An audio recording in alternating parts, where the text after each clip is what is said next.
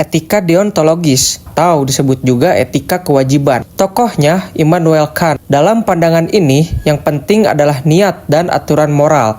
Kalau kamu melakukan hal yang benar karena itu adalah kewajiban, maka tindakanmu bermoral. Contoh, kamu jujur bukan karena takut ketahuan, tapi karena kejujuran itu wajib. Aturannya bersifat universal dan tidak boleh dilanggar apapun akibatnya. Walaupun hasil akhirnya buruk, asal kamu bertindak sesuai prinsip moral, itu tetap benar. Masalahnya, kadang terlalu kaku. Gimana kalau kamu harus berbohong demi menyelamatkan nyawa? Etika ini cocok di dunia hukum dan etika profesi, tapi bisa terasa tidak fleksibel dalam situasi darurat. Etika utilitarianisme. Sekarang kebalikannya. Utilitarianisme, tokohnya Jeremy Bentham dan John Stuart Mill. Di sini yang penting adalah hasil akhirnya. Tindakan dianggap baik kalau menghasilkan manfaat paling besar untuk jumlah orang terbanyak. Slogannya, the greatest happiness for the greatest number. Contohnya, bayangkan ada bom waktu dan kamu harus menyiksa satu orang agar ribuan nyawa bisa diselamatkan. Apakah itu etis? Utilitarianisme bilang, ya, kalau itu mengurangi penderitaan secara keseluruhan. Ini mazhab yang sangat berpengaruh dalam kebijakan publik, ekonomi, bahkan teknologi. Tapi banyak kritik soal bagaimana ia bisa mengabaikan hak individu demi angka statistik. Etika kebajikan.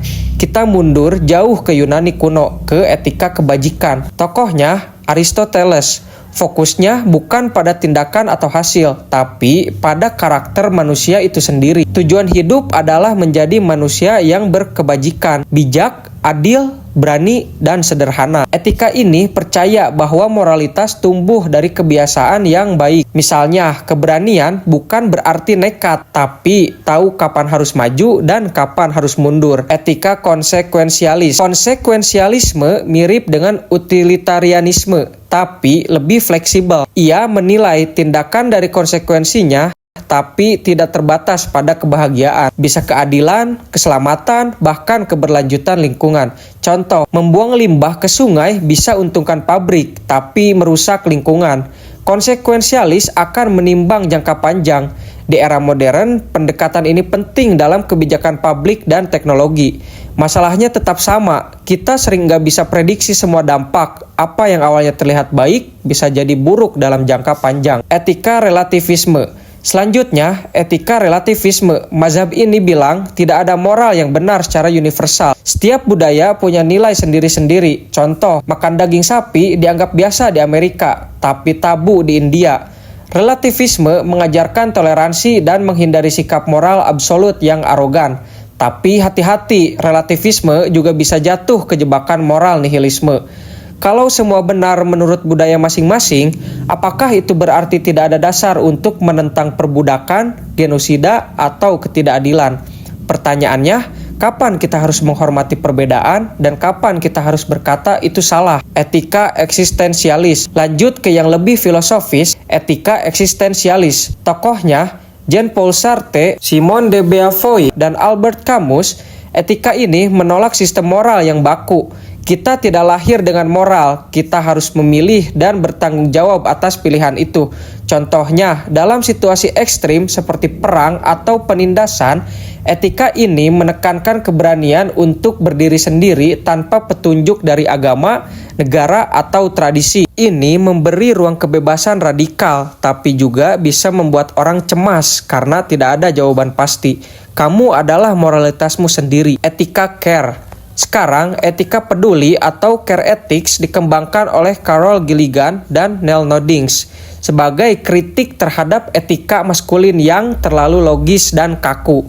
Fokusnya bukan pada aturan, hasil, atau prinsip, tapi pada hubungan manusia yang konkret. Contohnya, merawat anak, membantu teman, atau mendengarkan orang yang sedih bukan karena perintah moral, tapi karena rasa peduli. Etika ini sering ditemukan dalam kehidupan sehari-hari, terutama di dunia pendidikan, keperawatan, dan keluarga.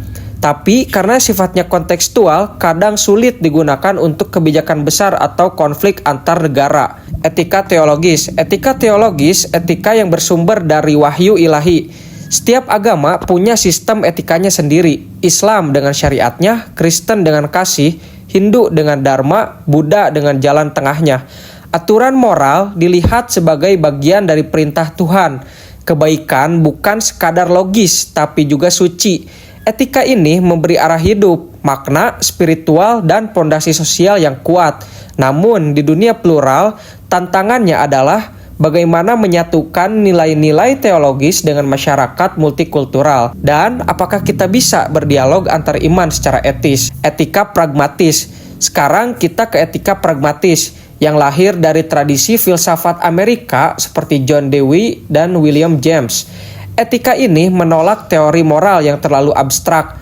Menurut mereka, moralitas itu harus dilihat dari fungsi praktisnya dalam kehidupan nyata. Apa artinya benar atau salah kalau tidak relevan dengan situasi konkret manusia? Contoh, alih-alih debat tentang boleh tidaknya suatu tindakan secara teori, etika pragmatis akan bertanya, apakah ini membawa solusi yang konstruktif, mendorong perkembangan sosial? Etika ini sangat fleksibel, tapi dikritik karena kurang punya prinsip tetap. Namun, di dunia yang cepat berubah, pendekatan ini semakin penting, fokus pada hasil nyata, bukan dogma. Etika lingkungan. Yang terakhir, tapi makin relevan di zaman sekarang, etika lingkungan.